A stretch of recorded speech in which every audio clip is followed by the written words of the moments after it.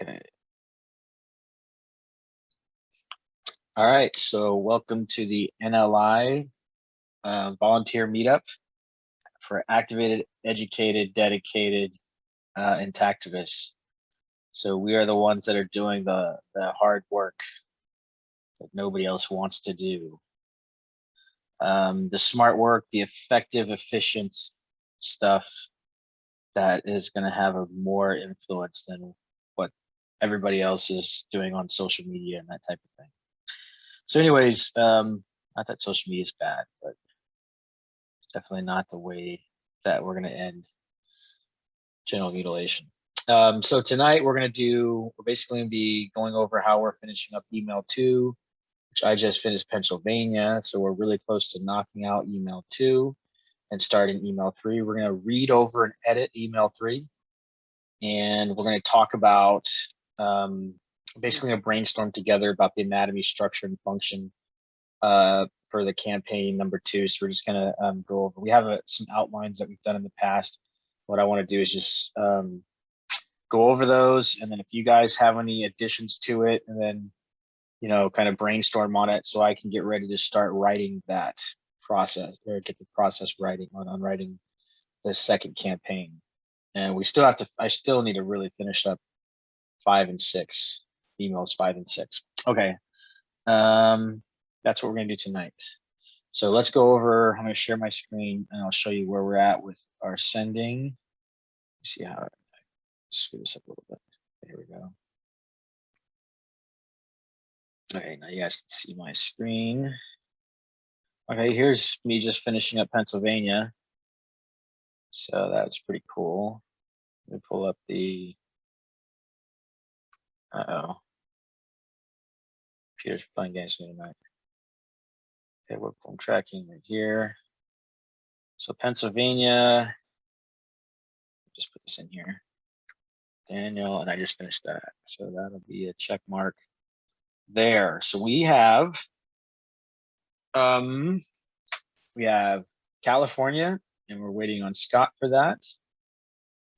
We have James, who's helping us with Arkansas. He just got it, so he's I know he's got some things going on. James said his work changed and he won't be able to make it with us on Mondays anymore, unfortunately, which sucks because I loved having him here and joining us.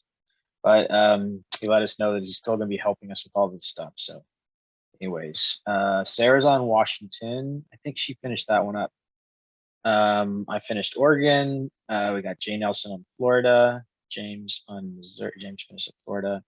So I got to do Kansas. And then I know Lee's working on New York. We got to get Scott to help her out with phase 2. Scott's still working in California. So we might have to reorganize this, unfortunately, if we had more people on with us tonight. We got Bentley on here. Bentley, we need to put you in here somewhere. I know we keep talking about this, but I need to just send this to you. What's going on? How are you? Good. Sorry, I know you probably hear all the noises in the background. I'm about to let my dogs in. Oh, you're fine. There's not too much going on in the background, but thank you though. Glad to have you join us. I need to send you one of these because we're almost done with this. So this is what we got to do. We got to do. This is the only other thing we got to do. Character and word limit for email 2. Okay, so character and word limit is I don't have any. I'm not going to do that until I'm just going to reorganize email 2 and do that one. Okay, so that's where we're at. So Bentley, I'll get with you later and see if I can find somewhere to put you in here to get you started on this. Okay, thank you. Yeah, sorry, I've been kind of out airy-fairy lately, but I go through phases. So anyways, let's go into thanks. Let's go into email 3. Okay, so let's go into email 3. Let me pull it up. Give me 1 second. I haven't. This is weird. Something's. Notice my little thing down here wasn't popping up. Okay, here we go.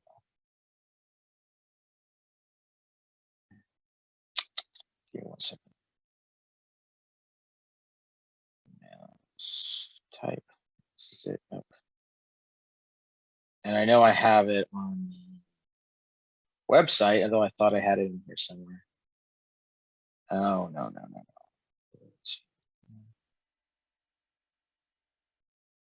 I don't think I got it in here yet. Fourth and fifth. No. All right, I'm just gonna pull it off the website. Why not? I know I had it. I know I have it somewhere saved on here, but this is the updated version anyways. I just pull it up on the website. So just so you guys remember, just to mention is that all of these campaigns that we're sending out are all visible to any Intactivists. So if they have any questions about what we're sharing and sending out, they're more than welcome to come over here, pop onto our blog, and then read the last 4 emails currently. So this is the third one. Oh wait, no, was this the second one? That was the second one, my bad. Okay, in order to eradicate FGM, we must first understand it. Well, we got the pictures, you might as well start here.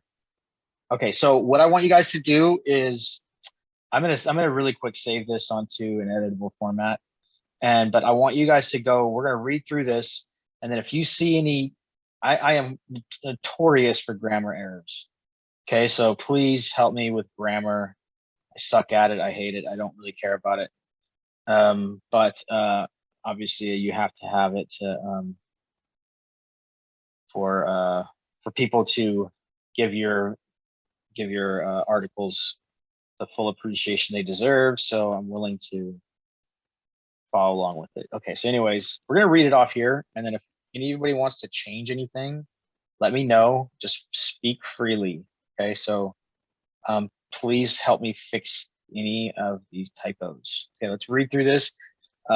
Again, if you guys see anything that you want to adjust or change or improve, just let me know. Okay, so now real quick, let me just kind of rehash what email 1 was over and email 2, just for the people that are gonna be listening to this on YouTube later.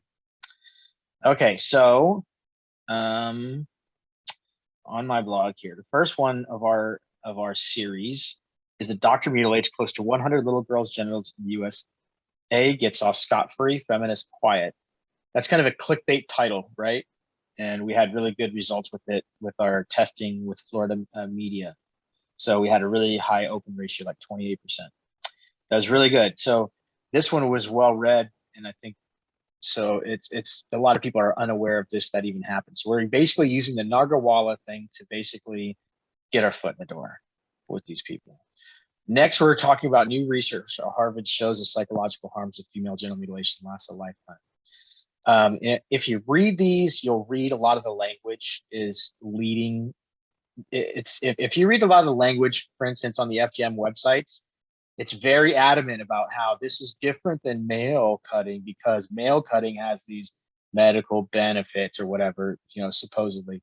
It's very, when you read it, they make it very carefully worded so as not to give the males any value from this female genital mutilation or any consideration, basically. So the writing here is completely different. It's designed to get people to recognize that all children. Okay, so if you read through this, you'll read like children have the right to be free from harmful cultural practices that can negatively influence their lives, right? That's a very strong statement. Children, not just females, right? So this is leading in towards an understanding. What we're doing is we're taking somebody's awareness of this issue that they've developed all their life as being part of this culture, and then we're connecting it right to this other issue that is also that they've been, misled on, and hopefully we can show them the light, right? So anyways, this one is designed because of, all children are affected the same by trauma. That this one right here, when you read through this is about the actual, it talks about the actual physical structural changes. Like there's things called limbic imprinting, and, there's the amygdala, and, like the dorsal cingulate nucleate, anterior dorsal cingulate nucleate. There's these different brain structures that are involved in emotional processing, and memory formation that are influenced directly by trauma. So, and it's pretty drastic. Like they show the ultimate influence that people have high levels of what's called adverse childhood experiences are much likelier to die earlier, to be obese, to have health problems, to be misfits, all kinds of different issues. So this is basically designed to alarm them, to show them that we're cutting little girls in this country, and the doctors are getting away with it. Number two, that this is harmful to their mind psychology. They can understand, they can wrap their minds around it, right? So this one is designed to really get this in their head, that this type of trauma lasts a lifetime. Okay, that's very important for them to understand that. The next one is in order to eradicate FGM, we must first understand it. And this one is that we're basically letting people know that there's many different types of FGM. There's many different forms of FGM, and this is what we're. The point here is that that this is setting the stage for the next article or the next email, which talks about how the cultural component of FGM is so hard to eradicate, and why if you look at current FGM activist information, they basically say, where our approach has been wrong. We've been focusing on the American type of activism, which is, and I'll just paraphrase this for you, or kind of just give you a little kind of short synopsis, but they've been focusing on the activists, right? The activist class, like in America, it's the youth, right? The activists, the youth of, the 60s, got us to get out of a war and all this type of stuff. So that's American activism. We see this youth with protests and signs and hell no, we won't go kind of stuff, and that's what we think is activism. So we took that over there and we tried to brand our form of activism with them. And we found these people that also would wave signs, and the ones that kind of stand out, the misfits that are willing to go and buck their society and say something, right? And they have these people that we put our focus on have no literal influence over these cultures. These are very conservative, close-knit cultures, right? So the guy that, that's, with long hair waving a flag on the side of the street corner with protest sign is not the one that they're going to be listening to too much. Here it's different, right? They're going to like, ooh, there's a protester, what's going on? So it's different here, but these are very conservative cultures. So when we go over there sounding the alarms and we're talking about the worst types of FGM, this is, this horrible type of FGM. And, we're talking to a woman that's, maybe had a clitoral hood removal, or maybe even just a ritual knit. And she's like, what are you talking about? I don't have this type of experience, like, this is not what happened to me. Because anyways, let's get into the article, and then hopefully you understand a little bit about what I'm saying. Okay. Anyways, the next article is about the cultural adaptation to it, and then the fifth email will be on why we're failing to eradicate FGM, and it has to do with our hypocrisy with MGM. And I'm connecting the two, and I'm saying that they're basically the same thing. And our hypocrisy of admitting that they're the same is part of the reasons why we're unable to have any effective of preventing FGM in America, right? That's what happened with Nagarwala's cases. If this was in Europe and we didn't cut boys, of course she would have been convicted. Anyways, so in order to eradicate FGM, we must first understand it. So this is the different types. So FGM is occurring right now to a young girl down the street from you. That's kind of alarming, right? So sometimes it is hidden away in a local basement by someone untrained in medicine. Other times it is done in a sterile medical clinic by a trained doctor, like what happened recently with Dr. Nagarwala of Michigan. Recently, Dr. Nagarwala was caught mutilating hundreds of little girls in a medical clinic at night where no one could hear the screams, and got off scot-free. First email, okay? They could prove the cutting happened. Okay, remember guys, if you see anything, just hop in there, say, hey, there's a little spelling miserror, or maybe you can say something better. Actually, you know what? We'll read it and then we'll go through it. Okay, so just let me read it through it, and then if you see anything, remember it, and then at the end we'll go through it. Okay, they could prove that the cutting happened with visual scars on little girls' genitals, and they still let her walk. Vacation cutting. This is even a term. There is even a term for it. FGM is happening to little girls who go on vacation.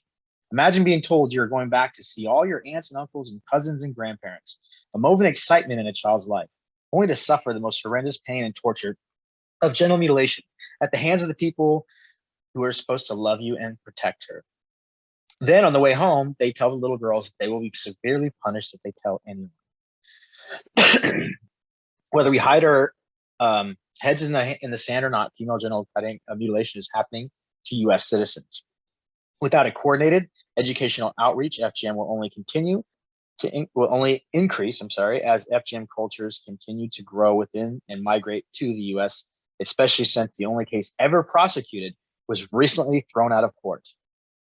The WHO estimates currently over 513,000 little girls currently living in the U.S. are in danger of FGM. Do you really think it's not happening down the road from you? Question. Because this is happening so close to home, we must educate ourselves on this issue. In this email, we will discuss the different classifications of FGM. Our fourth email will concern the cultural reasons FGM occurs and still persists. In our fifth email, we will discuss proven and effective strategies to eradicate FGM from the face of this planet and in fact protect all children from harmful, unnecessary, painful genital cutting. You see that kind of segue right there? We're leading into this being about all children. Okay, we have the opportunity to protect these girls and break harmful cultural practices. But will we? What if we do nothing? What if you do nothing? Will it be her parents' fault? Her parents do not understand this like we do. Sometimes all that is needed is little education and love. So many of these girls can be protected if we start to raise awareness of the harm to genital cutting. Now is time to do something here in America. Let's educate our neighbors and help them to break harmful cultural cycles. If mothers and fathers learn the truth that this is harmful, we can help them to break these cycles. Contrary to Western myths, most parents do not do this to harm their children or to control their sexuality, even if that is what is happening. We must understand why they are doing it in order to help them, which is why we have to read the next email, which is why you have to read the next email and why we need to educate ourselves and others. Okay, learn about the different types of FGM. While it can be argued there's more damage caused by more extreme forms of FGM, it must be recognized that even the ritual need to draw blood is a crime against all humanity and must be exposed by all good people of good conscience. We are talking about puncturing the genitals of small children who depend on adults who must be protected from religious, cultural, or pseudo-medical harm in order for society to be healthy. As was mentioned in our previous article, the worst scar of FGM is in the mind of the victim, even if they don't recognize the harm, which makes it even worse. Okay, so the World Health Organization, who recognizes 4 types of FGM. Different societies do different forms of FGM, and it may help to have prior knowledge of the various types of FGM, where they are common when dealing with migrant populations. Type 1 FGM is cutting of the clitoral hood and the external clitoris. It is important to understand that type 1 consists of 2 distinct forms of FGM. Type 1A is removal of the clitoral hood or hoodectomy. Type 2A and type 1B, type 1A is removal of the clitoral hood or hoodectomy. Type 1B is removal of the external part of the clitoris. Since type 1B is removal of the external clitoris, it could be considered more harmful than type 2A and may even some type 2B. Okay, FGM type 2 also has 2 subcategories. FGM type 2A is complete or partial removal of the labia minora. Type 2B is partial or complete removal of the labia majora and minora. Okay, the third FGM type 3, estimated at 10 to 15% of FGM cases, is a horrific form of genital mutilation known as infibulation, or sewing shut the severed sides of the labia to create a small vaginal opening. Type 3 is often the most traumatic with the worst long-term effects, as tearing might be necessary for sexual penetration or giving birth. Often mutilated women are forced to be resewn after being ripped apart during childbirth or even intercourse.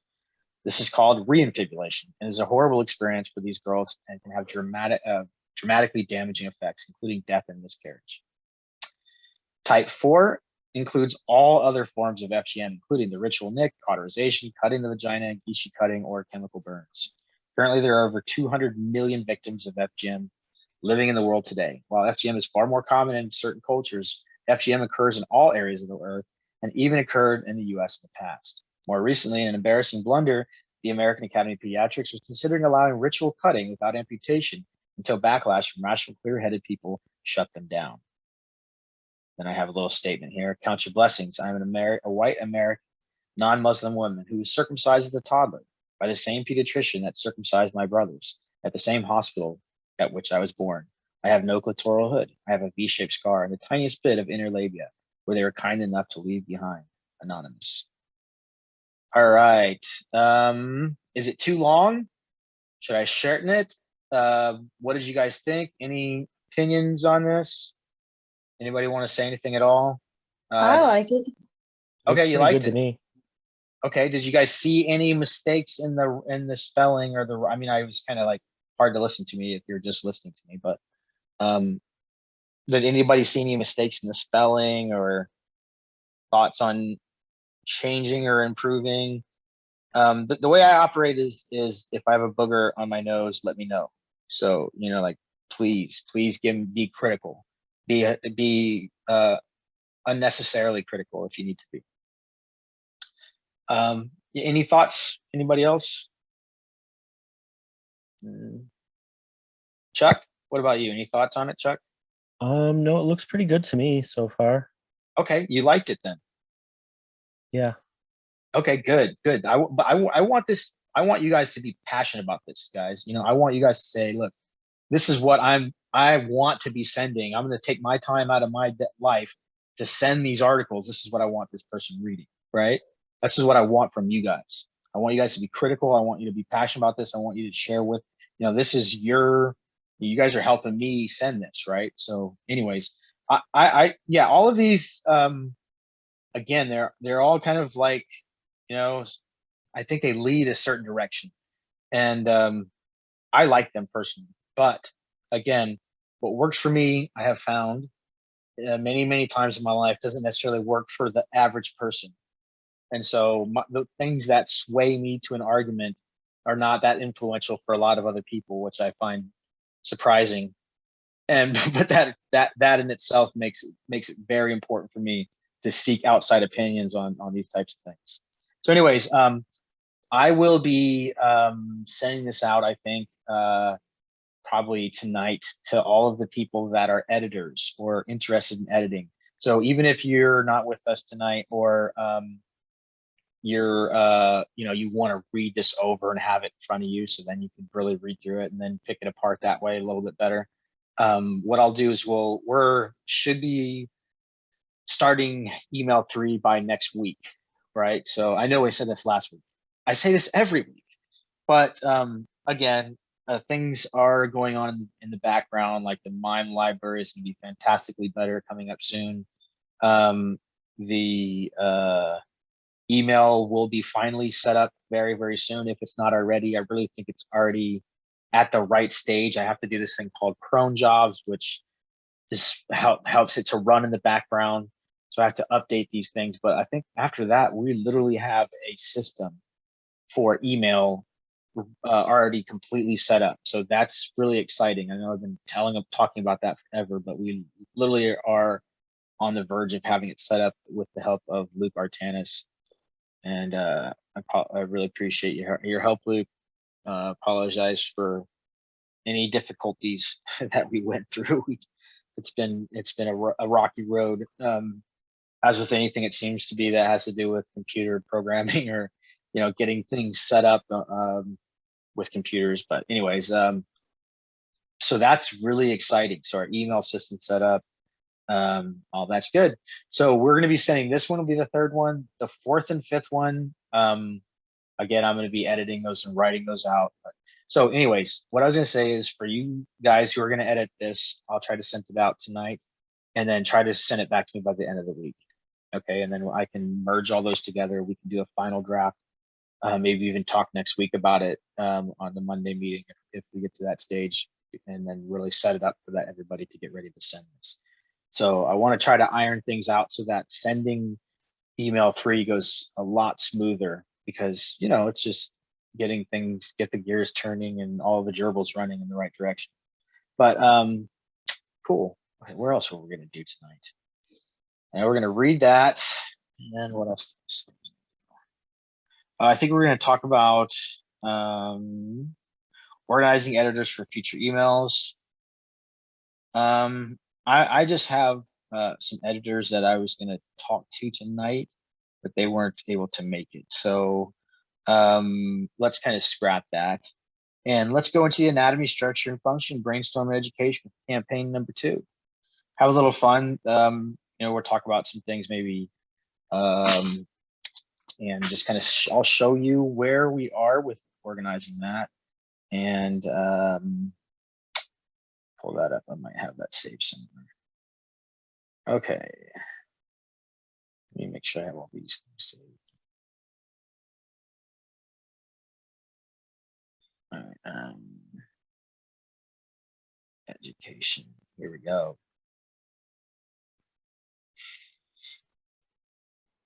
Okay, so if you guys are wondering, this I use FreeMind. This well, it usually works a lot better than this, but this software here is called FreeMind. It's a free like mind mapping slash kind of outlining program. Let me get rid of all this. Okay, there we go. FGM psychological effects.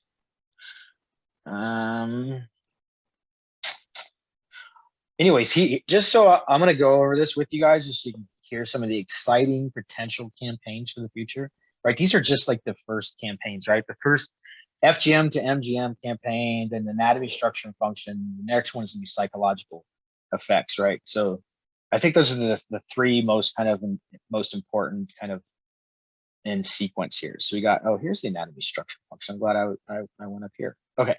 Anyways, so structure, psychological effects. Then after that, I think we're gonna do history. And then in the history, we'll kind of merge using the history into the health excuses debunked. We could do a whole series on profit motive, including Oprah, Sandra Bullock. That could be a fascinating one. Then we've got a whole bunch of other ones we can get into. Oh, one other one that I wanted to do is stories of the men, of the victims, of men, stories of men, and we want to explode the do not complain myth. Okay, so we want to explode that. And what we can do with that is all of the guys that have, I've got a list of guys that have written things already, and then I could write stuff, and then, you know, all of the men, I really think it's important for you to write your own story. And I think that story needs to be heard, right? So I'd be happy to contribute. yeah, well. exactly. See, there you go. So I mean, I know a lot. I think your whole baby or somebody is also gathering stories. So I'll try to talk to them and see if they don't mind sharing some of those stories. Or, oh, you know what else I wanted to do is the profit motive. Maybe in the profit motive, it could be we could talk about the 8 No's study. Okay, well, the one that Intact America did. And that was on the solicitation.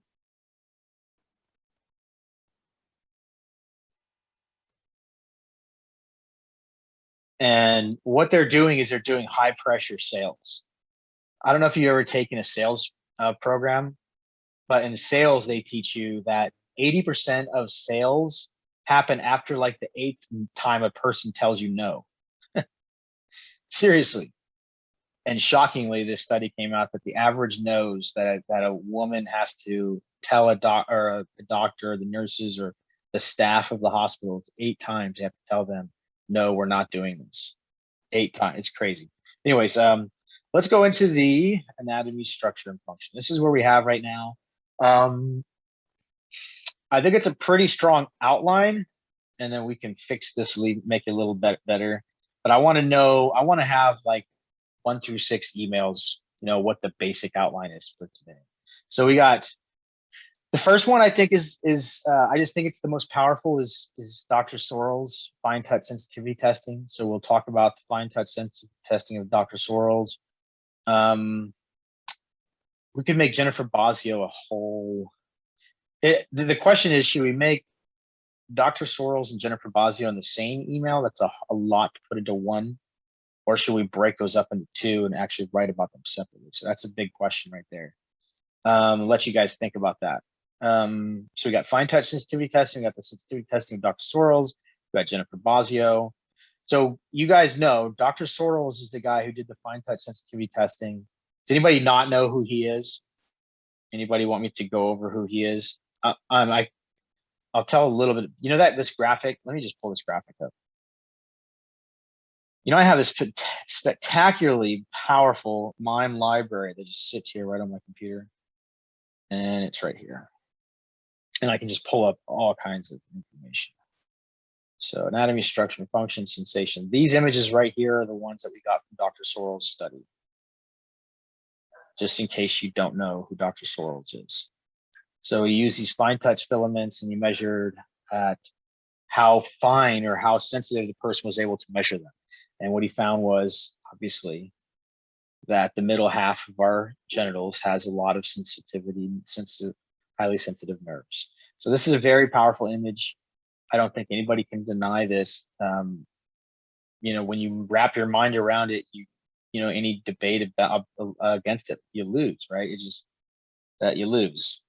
Okay, Jennifer Bozzio, just real quick, who she was a researcher that almost, she's a doctoral study of sexology from the University of Queensland in Canada. They did a study supposedly telling us that Dr. Sorrells, or that supposedly, according to her conclusions, that the circumcision doesn't have any effect on sensation. But yet the measured part that she used, which was not even the correct part, not even the most, it was the least sensitive part that Dr. Sorrells measured on the outside of the foreskin, showed more sensitivity than any other area of the body, including your lips and your fingertips. And then on her conclusion, she said, but that most fine, oh, here it is. I have a whole thing for her. This is it right here. Okay, so look right here, testing site. Now, if you guys realize in mathematics, the lower threshold means higher sensitivity, right? So it's like an inverse thing. The lower threshold, the lower you can hear the mouse in the other room, the higher your ability to hear, right? So right here, these warmth detection. Okay, this was brand new information. Nobody had done this before. So Jennifer Bozzio increased our knowledge by letting us know that not only is the foreskin the most sensitive to fine touch, but also the most sensitive to warmth. And the part that she measured was on the outside, the least sensitive part of this tissue. So she proved that the least sensitive area of the foreskin is more sensitive than any of them, including, you know, what is this? Pain thresholds. Oh, the glands is higher, guys. You know what? You guys know where that is, right? The glands has nociceptors, which are pain receptors, right? They can be misconstrued as being highly sensitive. They are, but they're pain. They you know, they're different. So they're not pleasure nerves. They're pain nerves. So that's why it's a pain threshold. The glands is higher. Okay. Anyways, just so you guys know that. But yeah, pain threshold, warmth detection, and yeah. So anyways, then in her conclusion, she said that it was crazy, right? So we're gonna write about that. So that's a very powerful story that we can talk about. So that could be. I read that one too. It was crazy. It was ridiculous. She right? just flatlined. Oh no, I mean, it's just like, it's the most ridiculous lie you've ever heard in your entire life. I mean, it's like you walked in the room and a little kid has, you know, I don't know, pie all over his face, and he says, "I didn't eat the pie." You know, I mean, it's just I don't know. That's not a really good analogy, but it's really that stupid. But okay, so it is, yeah, it's absolutely ludicrous that she came out there and made these conclusions. Vice printed a whole article about this. Vice News printed a whole article saying, "Oh, this new study shows that it doesn't affect penile sensitivity." Like we've always heard from, you know, the pedo fetishes like Brian Morris, who say that you don't lose sensitivity, which is literally a mathematical impossibility. Okay. So, anyways, these are just notes. So, do you want to know the final frontier in human anatomy? Okay, so my thought on the topic or the title of this one will be something to the effect of, and you guys could help me on this, or you know, have a better idea. Something to the effect of the most interesting part of the body that nobody wants to know about, the most interesting anatomy that nobody knows or cares to know. Something like that. I don't know. You guys kind of get what I'm saying? Like, it's the most interesting thing that nobody wants to know about, and nobody does know about it. It's literally true. Or something to the effect of, do you know we have a part of our anatomy that doctors don't even study or have rudimentary knowledge about? Something like that. I don't know. We could fix that one, right? As we get closer to it. Any thoughts, any ideas? Just jump on in there. Just throw it out there if you have any thoughts. Feel free. Again, the way I work better is jumping ideas off of people. We both kind of work together. I get a lot better that way. Okay, histology reports of Taylor, Cold, and Lockwood. Size of the foreskin, last frontier in human anatomy. Do doctors cut off the male G-spot from their babies? Okay, do Americans let doctors cut off the male G-spot from babies? I don't know. There's a lot of ways of saying that. I don't want to talk about male G-spots from babies. It's probably not the best thing, but you know what I mean. So I think the histology reports could be number 2. And if you guys are unaware of these things, you should read them yourselves. Mechanical function, email number 3. Men having a much better orgasm, number 4. How it affects the female, number 5. Complications, 6. Intact care, 7. And how the American doctors are uneducated on basic penile anatomy. That you guys now know more than 99.99% of all doctors on the planet, now that you've read email 8 or whatever it is. Okay, so that's a lot to cover, but it is what it is. You guys, what do you guys think about that? Something you can get behind? Do you guys like the structure of it? Have any recommendations? Is something I could cut out, something I could add into it? Feel free to. You got any ideas, Chuck? It looks good so far. Yeah, you like it, or any critique so far? Not really. like I guess I've got to sit. I would have to kind of sit down and look through it on my own, I think. Absolutely. I understand that perspective. It's really hard to do on a video when, you're watching from somebody else, from another place. Yeah, I get that. Totally. I will, like I said earlier with the editors, I'm just going to, what I can do is I'll send this to you guys. Maybe I'll just do like an after action email tonight and send this to you guys so you guys can look through these. But some of the ideas, like for instance, man having better orgasms is there's the ICANN-FAP website that I heard is now back up again. I think that's what's his name? Glenn. I forgot Glenn's Calendar. last name. Glenn Calendar. Yeah, Glenn Calendar's website. I think it's back up. So it was down for a second, which I got depressed about for a little bit, and then because I was writing this, I was like, that's gonna be so perfect. And anyways, by the time they get to this stage, I think I'll be able to have a little bit more freedom with what I'm talking about. You know what I'm saying? Like, we've had this FGM campaign. We've gotten the fine touch sensitivity, histology, mechanism, function, and then we get to here. We're going to have a little bit more freedom with what we can talk about.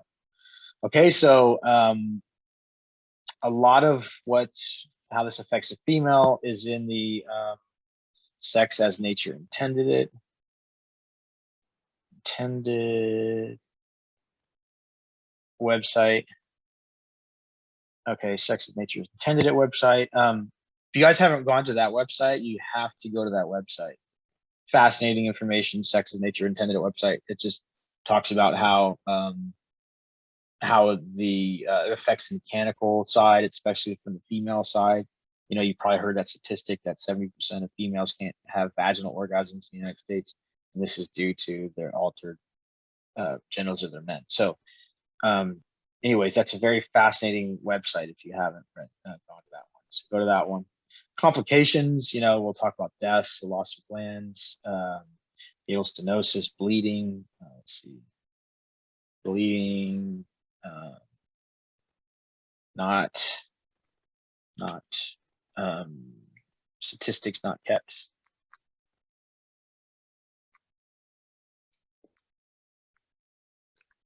Okay, and then we got intact care. On intact care, I'll have something about the maybe Maybe up here in the medical. Did I go there yet? No, I didn't. Oh, I was gonna say that there's a certain certain reasons for circumcision. Like there's a very small list of reasons for actual amputating body parts. You know, like gangrene, frostbite, advanced cancer. What else? There's this thing called BXO or Lichen sclerosis, and that has to do with like these very painful kind of lesions that can, you know, if you have an abundance of those on the foreskin, it can be very painful. I would understand a person that was going through that having a circumcision, but other than that, there's like literally no reason. Like for instance, paraphimosis, balanitis, these are all bogus reasons. Okay, so let's see.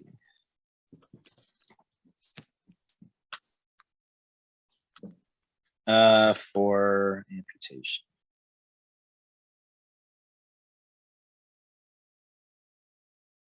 Let me just put these down there. Let's see. American Doctors Uneducated. We actually have a study, which is pretty cool, of this kind of fact that American doctors just don't even know this, and that there's all the textbooks that are missing the normal anatomy. You know, none of them ever say anything about Taylor, Colden, Lockwood, the only histology study ever of the foreskin. Taylor, Colden, Lockwood's, there's no mention of that in these medical texts. There's no mention of Sorrells sensitivity testing. Okay, any thoughts on this right here? I think it's a pretty cool, I guess, ready for, you know, at least a basic outline. Does anybody have to add anything to this, or have any questions that are relating to this? Bentley, how are you doing over there? Any thoughts on this? I like it. Okay, I'm still looking through it as well. gotcha. I realize it is kind of hard to put you on the spot with with a bunch of words like this. Okay, so I'm just gonna go over the top from the top, just one more time, just to kind of get it in your head, and then you can mull it over and we'll think it through. First email, fine touch sensitivity testing. Okay, it's gonna map out of the sensitivity, talking about both Dr. Sorrells and Jennifer Bozzio study. It's gonna be very hard to do that in one email, but we can. I need to condense these as well. I can't have 10 emails for one campaign. Like 8 is too much already. 6 is where we should be. Okay, histology reports of Taylor, Colden, Lockwood. Definitely all, it deserves its own little thing there. Mechanical function. It's gonna be a fascinating, interesting thing, because the actual mechanical function of it is actually quite complex. I mean, if you understand it, it's complex, but it's not. Obviously, it's kind of this understanding it's how it functions is easy, but apparently it's very difficult for all these people that can. I use the analogy, it's like you don't have to be a wheel in order to understand how a wheel works, right? You have these people who are like, oh, you wouldn't understand, you're not a woman. Oh, you wouldn't understand, you're not a guy. Oh, you wouldn't understand, you're not intact. Well, if you can look at your car and say that wheel decreases friction by rolling instead of sliding, then you can also reason with other things in your life that are similar, such as the gliding system of the foreskin. You can use your brain. You don't even have to have these parts to think this stuff through. So yeah. Anyways, and then men having much better orgasms, how it affects the female, complications, intact care, and American Doctors Uneducated. Should I include complications in the health later on, or should I include that early? I think that's just a powerful spot to put that. I don't want to wait too long into another campaign to include that information. What do you guys think? Because if I was going to cut out one thing, that would probably be it. Or maybe even Doctors Uneducated. I could even put this, because this, like the complications and the American Doctors Uneducated, those can be put into health excuses debunked. Let me try to shorten this down so you guys can see this. Oh, check this out, guys. I forgot to mention this to you guys. So I remember how I mentioned how I was doing the kind of like the deep dive into the HPV studies, and then I ended up talking to that researcher, and she's like a PhD at the University of Tennessee, and she's actually including this stuff that we're talking about, this anatomy, structure, and function information in her folders for her pediatric students, which is awesome. Where was I going with that? What about, oh no, okay. So I started doing a critique of Brian Morris, right? So this is a whole, like an email, a snip in time, what's the best? So I started, hey, you know what? Like these, when you look at a scientific journal at the very bottom, they have all these references, right? And there's where you can just kind of like go into these rabbit holes where what is this person utilizing to validate their excuses, really? And it's just, you come into these things and they're so trivial. Some of these are actually on our side. Like, let's see, where I had it out here. But anyway, some of them were just like not even on his side. No, I think, what was the one? Yeah, it's basically incredible how he lies with statistics. Oh, it's crazy.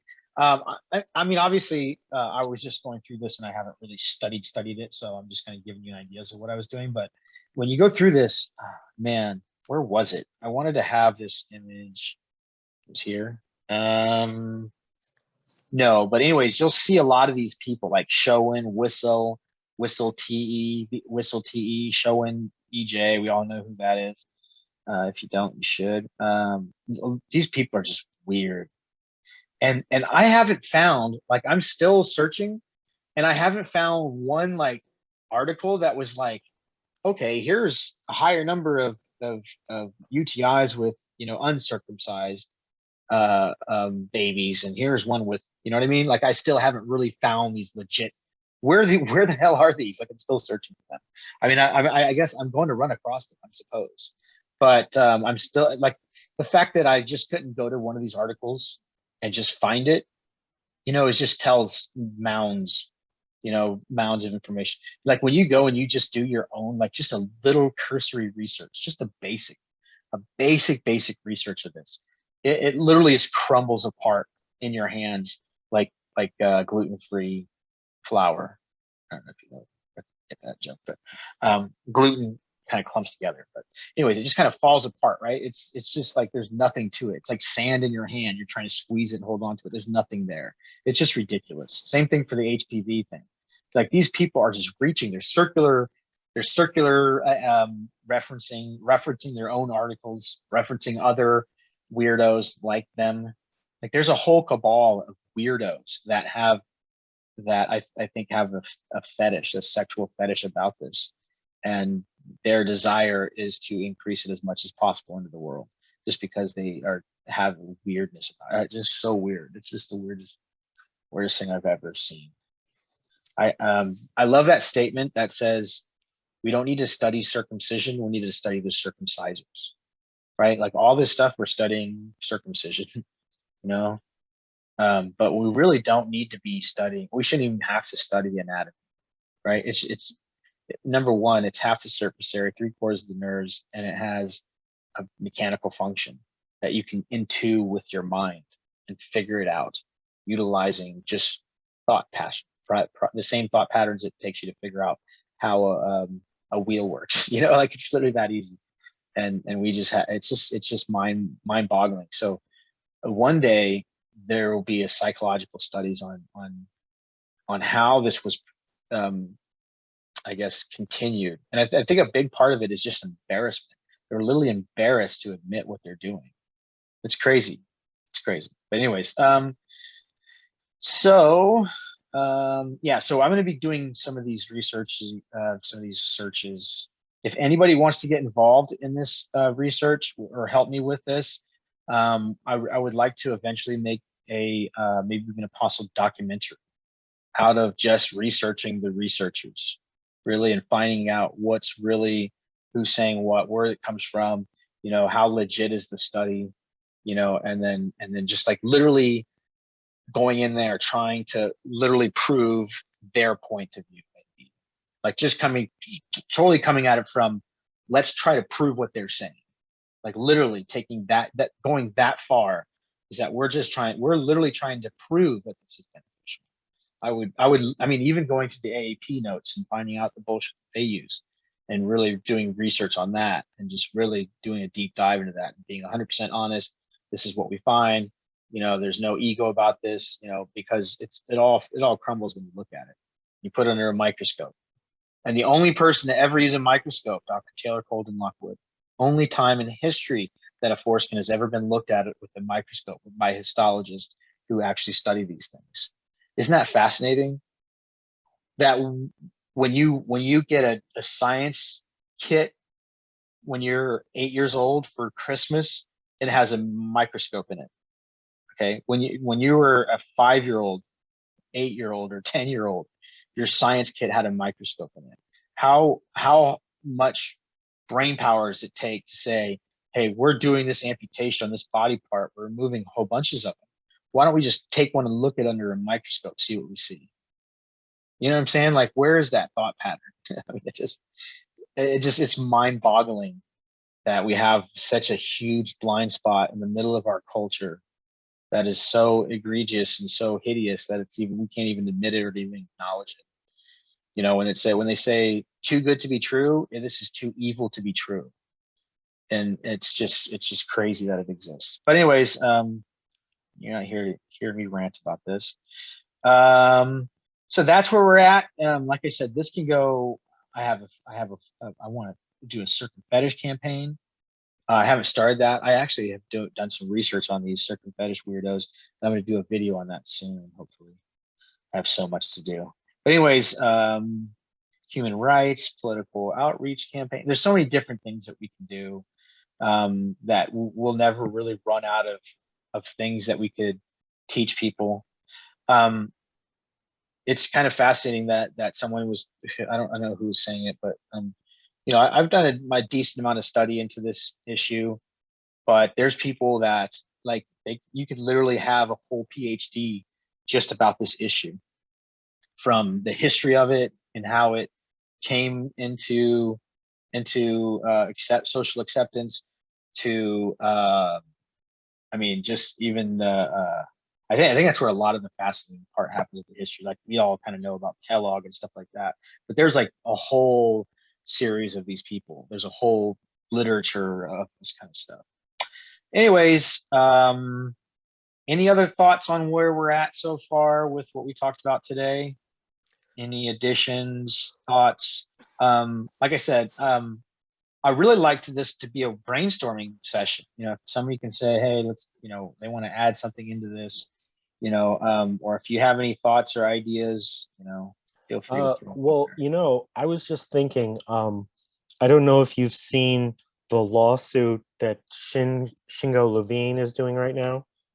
Are you talking about the one that Ron Goldman's involved in? I think he might be involved. It's alleging that the AAP committed fraud. Yes. Essentially.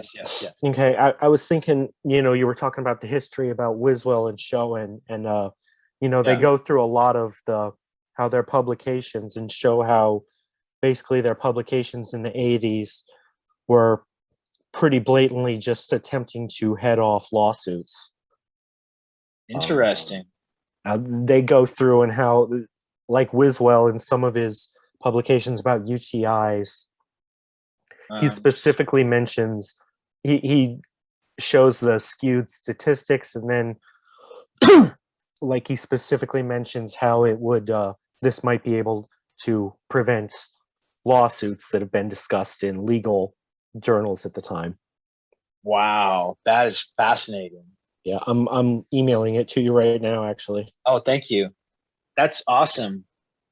Yeah, see, that I thought there's a whole campaign behind that. I mean, not a whole campaign, but like a whole email, right? We could just write out a whole email and send it to everybody that we have, send it to the whole list, especially once we have the emails up and running 100%. The emails, we have 23,000 emails. Of course, they'll get whittled down as we put them in there because not all of those emails will be perfect. So we're probably looking at maybe 19,000 emails, somewhere around there. We might lose about 4,000. But anyways, that's a lot of emails. And these are all high value targets, not like, Cutter Joe or, the lady that you're arguing with on Facebook that someone tags you with, that's, oh, we're on our way to circumcise our baby, kind of shit like that. This is going to be someone that's a doctor, a nurse, a midwife, a doula, a reporter, someone that's involved with parenting groups or psychology, anything, all kinds of different things. So, anyways, so yeah, I think that we could, send out all kinds of campaigns. But my initial feeling is that we need to get these initial 3 campaigns out first before we, like, these are the bread and butter campaigns that once they have this knowledge, you know what I'm saying? If these people have this knowledge, then anything that we put on top of that is just going to be anchoring in the solidness of it, right? So the people that are going to be listening, to us, are going to be influenced by us. Once they have that base knowledge, then we're going to have so much ability to they're going to be like us listening to this shit. They're going to be like us reading about this doctor soliciting 8 times in a row. You know what I'm saying? Or the AAP lawsuit. I can't believe there's not lawsuits. Just I don't know. Like, even thought about having a lawyer, like the injury lawyers database, just going and just grabbing a whole bunch of injury lawyers, teaching them the anatomy, structure, and function, teaching them about Dr. Sorrells, Jennifer Bozzio, Taylor Colden Lockwood. I mean, just imagine if we had a whole bunch of lawyers knowledgeable about this, right? Especially lawyers that are going to become judges, right? The future lawyers. And enough can't be said about also getting this in the hands of college students. Any efforts to get this in the hands of college students is extremely valuable. But anyways, any additional thoughts? I think we're pretty much done. I think I covered everything. Let me see. We did it in an hour tonight, which is what I want. I don't want to have 2-hour sessions unless we're sitting here talking for 2 hours together about something, like we're brainstorming or having a really powerful, valuable session. Because it's not about spending all our time doing this. It's about spending the time that we're doing this being effective and efficient, and then going out about the rest of your life, right? Because this is it. I look at it this way: like, if I was to do something with my life positive for the world, I couldn't imagine having any more valuable opportunities than this, right? I know that's fucked up because I would rather have not had to go through this. I'd rather just be some happy Danish kid, boo-bopping along. But if I was going to choose a hill to die on, or a place to hang my flag, or a accomplishment in my life, having an influence on this issue is something I can die with and know that I did something more than just something for myself. You know what I mean? So anyways, I get a lot of value out of this, but we don't want to just sit here doing this all day. We want to enjoy the rest of our lives. So I think we covered everything. If anybody has any thoughts or ideas they want to add into this, we will flesh this out. Oh, by the way, and I forgot to mention this, is all of the stuff that we're going to be going over, in particular this stuff right now. Well, first, 2 things. One thing is this is all going to be part of a book, right? So when we get to the end of all of this, we're going to reorganize it and put it in a book. So this is going to be the NLI book. So you guys are part of this book. We're going to be writing about you guys, okay? And if you don't want our name in the book, you don't have to, but eventually this will be part of a book that will be published, hopefully, and shared in the future, so people see what we were doing and our efforts and all this stuff that we were trying to do. And I think it'll help to solidify all the things that we're doing. So anyways, this will be part of a book. Other things, I learned that we want to take what we create and maximize that so that we can utilize it the most, right? It's in particular with marketing materials, something like this. So we do these meetings together. I take this and I put it on YouTube. We had a couple like last week's on YouTube. It's pretty awesome. Go check that out. This one I'll be putting on YouTube very quickly because I'm not going to do a lot of editing with it. But anyway, so there's ways of extending what we're doing. So we're going to be writing all this stuff on the anatomy, structure, and function, putting all this together in a format. What we're going to also be doing is at the same time we're creating this and writing these and sending these campaigns out to everybody that's on our list, we're going to be creating the midwives and doulas educational certification. Okay, so what we're going to do is we're going to create a whole certification for midwives and doulas. This is going to be in a certification that they can utilize, hopefully, for what's called continuing education units. And if you know anything about licenses, okay, doctors, lawyers, I think even estheticians, personal trainers. I was a personal trainer for a long time. Physical therapists. They all have to do things to continue their education that shows that they're active in their community, and it also gives more money to the people that give them certifications, right? So it's called CEUs, or continuing education units. So as a trainer, I would go through continuing education units to advance my education, become more qualified. You know, I could charge people more money, da da da da da. So anyways, doulas, we're gonna try to see if we can get CEUs for these organizations like DONA, which is the doulas. There's certain groups. I forgot the name, but I have a list of them. They're in our databases, but we're going to be hopefully getting them to okay CEUs so that when a doula, you know, when we come across these doulas, we can say, hey, look, we're going to give you free education, CEUs out of it, costs you nothing, and we're going to put you as one of our intact friendly doula on our intact friendly doula list. So anybody that comes to us is looking for a doula or midwife, we're going to send them to you, so we maybe can help your business, right? And doulas and midwives, these are people that have a business. It's not like a doctor where, you know, the doctor's being sent business just because it's in the hospital, right? These are people that have to go out and they have to find, you know, people. So that gives us kind of a little bit of an edge with influencing that. And also we can create the system. So we're going to use this same system that we're creating here, and we're also going to use this for the Intactivist education system, which will be on our website. So the Intactivist education system will basically be putting all this together so that Intactivists have all this basic knowledge, so that then when they talk to, you know, their family or doctors, or if they're on protest, or even friends and family, whoever they're going to talk to, that they can actually sound educated.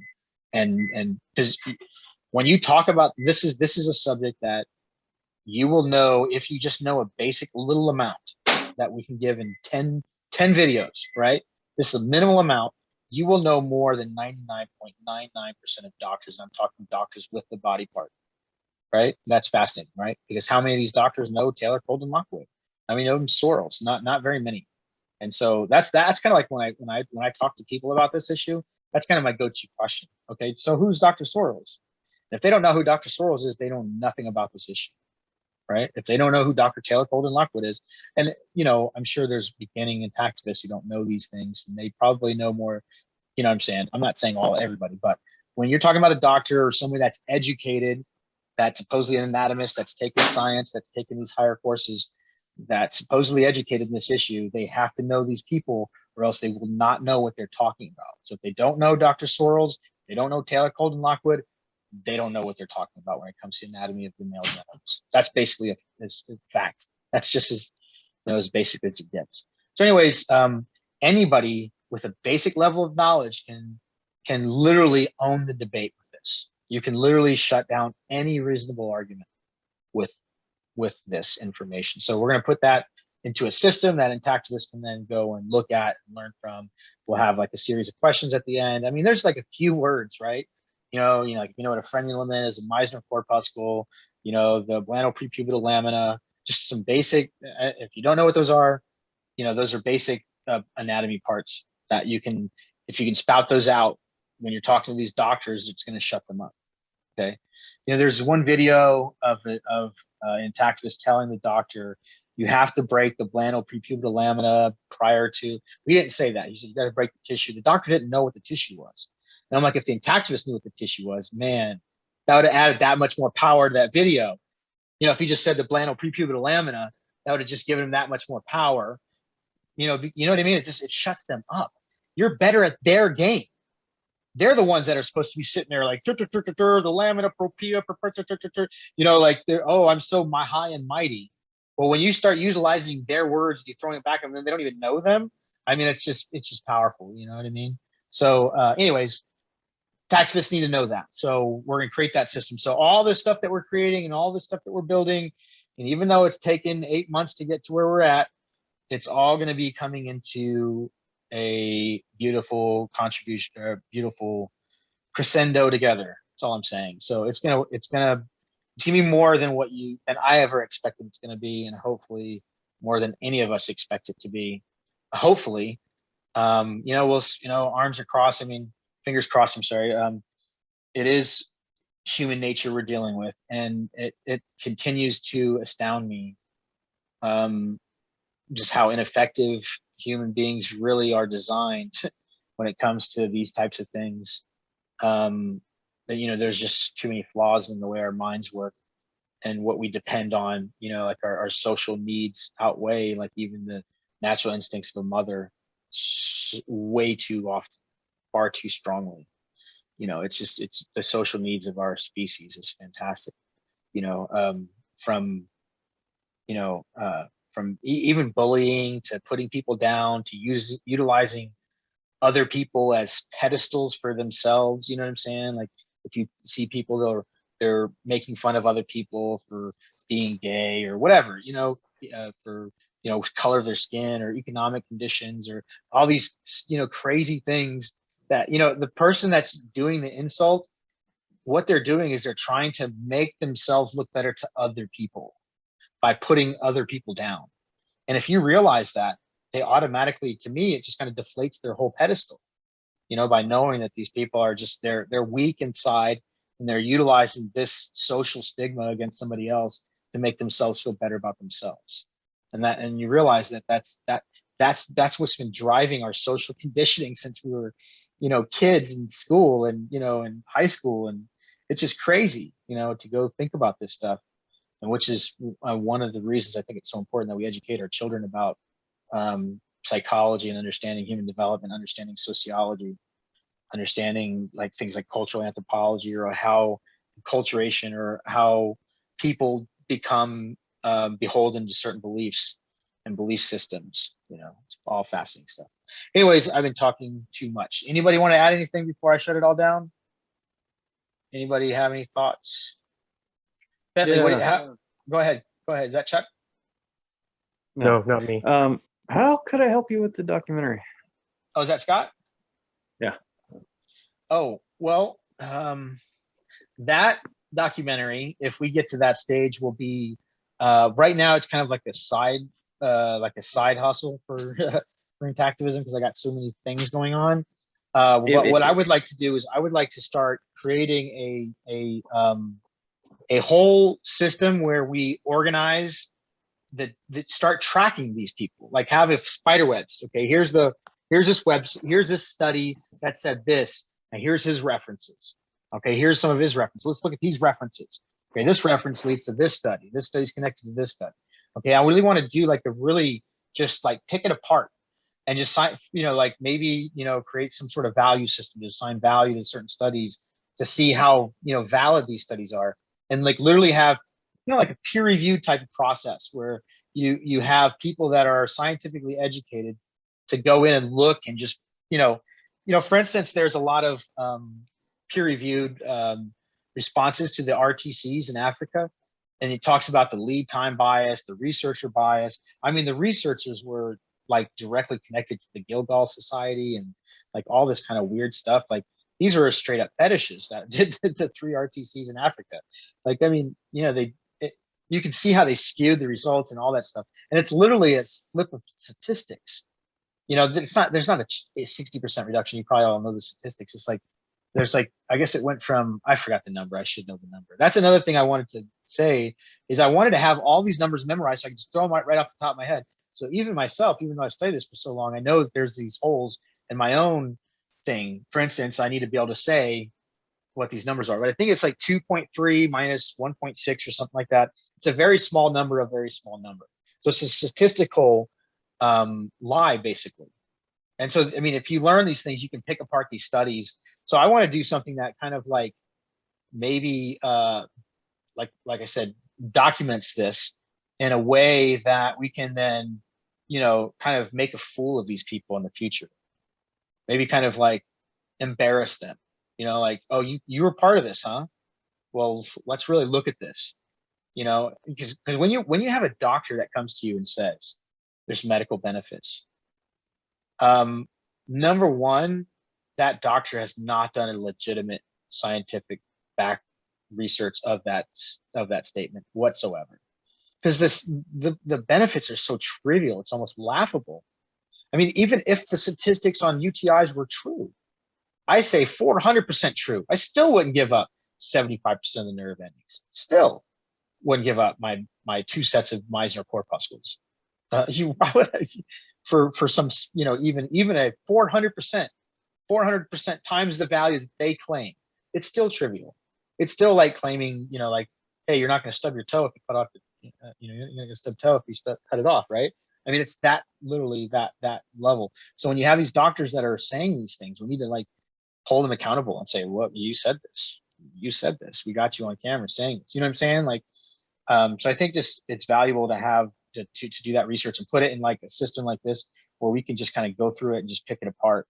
And you know, like if I went through this research just before I had this meeting, I would show you what I'm talking about. But I wanted to, like I said, I wanted to do. Let me see if I can open up all the way. If there's something missing. So I know there was in one of these studies. It said that it takes like to prevent one UTI, it takes like 111 circumcisions just to get a one. Okay, here it is. This is one of his. Here we go. Okay, I should just open this up. This is one of his references. Okay, this is from Dr. He's not even really a doctor. He's a PhD, but Brian Morse's this article. It's a SNP. What's the best? A SNP in time. What's the best age to circumcise? Weird. Like who writes a scientific article? A SNP in time. Well, who says that in scientific articles? Nobody. This is weird. This is really weird. Okay, so anyways, given a risk of normal boys about 1%, the number needed to prevent a UTI is 111. 111 boys need to be missing. You know, all this dramatic tissue and all this sexual function just to prevent one UTI. That's literally treatable with antibiotics and probably, I mean, they do happen. UTIs do happen, but they're not that dangerous. You know, we don't cut off girls' labia. So, I mean, we can always, come to those ridiculous statements. But anyways, yeah, you can see this. This is one of his statistics right here. That says it takes 111 circumcisions for one UTI. And this is on his side of the reference board. So when we can take these apart, I think if we can show this, I think a documentary about that would be very powerful, especially if we, if you guys ever seen the old ones on Monsanto and places like that? They don't have them anymore, but back in the day, like when we had freedom of speech on YouTube, I used to watch documentaries on Monsanto and they just blew my mind. Like talking about the statistics, like, like they, for instance, releasing PCBs into Anniston, Alabama. Anniston, Alabama was a small country town in Alabama. Actually, one of my friends used to live there. Believe it or not, I used to live in Tuscaloosa, Alabama when I was a really little kid.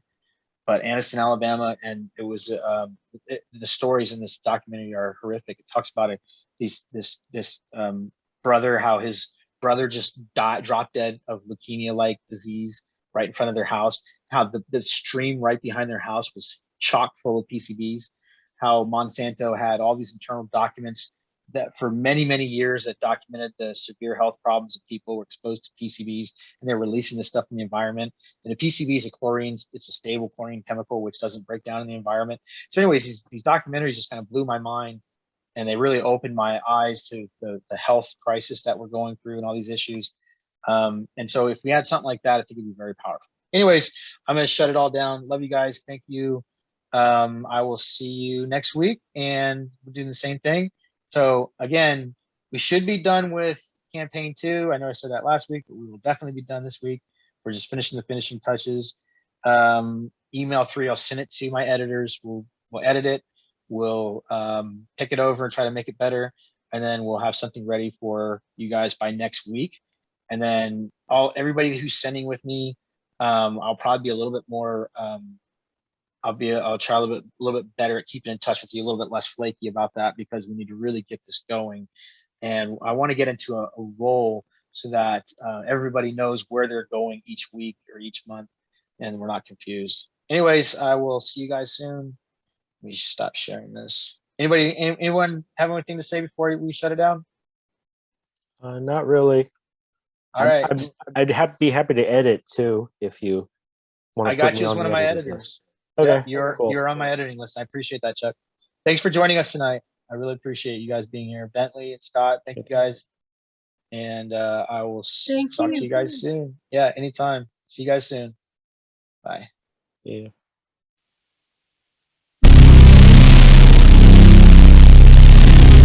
Break up the adhesions between the foreskin and the head of the penis.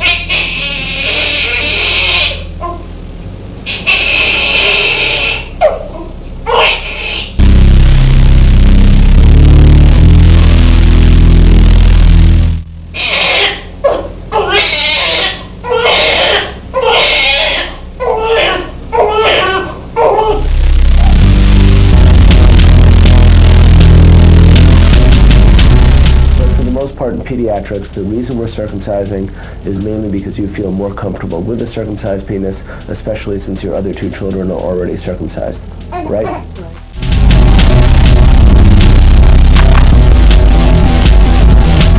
Basically what we're doing is an elective procedure, primarily because you just feel more comfortable.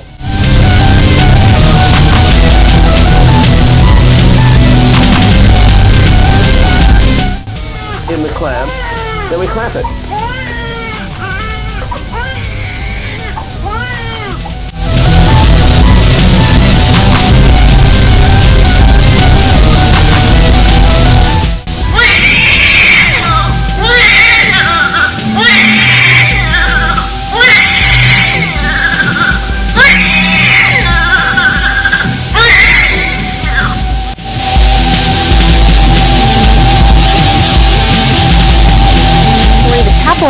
Behind circumcisions.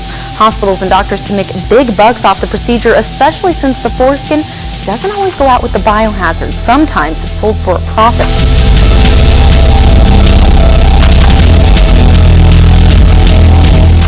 Look at the data. It looks like there are some things that it does reduce the incidence of, but there are things that are incredibly rare anyway. There are religious, ethical, cultural, and medical reasons to circumcise. For Father Kobe Johnson, despite being circumcised himself, he decided not to circumcise his 4 boys. The concern of, I'm going to look different than my dad, or I'm going to look different than the other guys in the middle school shower, it doesn't really come up that much. To him, medical benefits didn't outweigh the risk.